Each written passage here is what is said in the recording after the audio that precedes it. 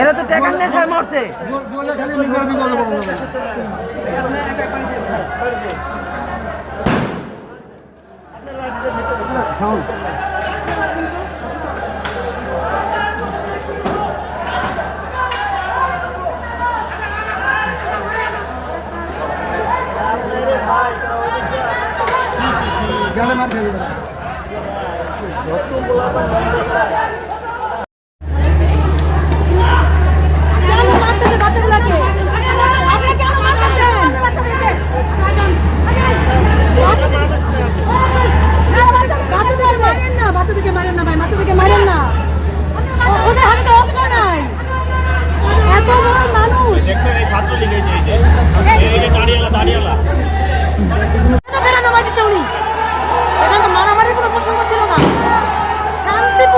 আন্দোলন যার সাথে কথা কোন কালে কবে কথা না বলে সমাধান হয়েছে।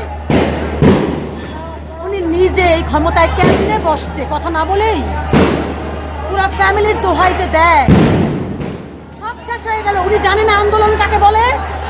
মুজিবের জায়গায়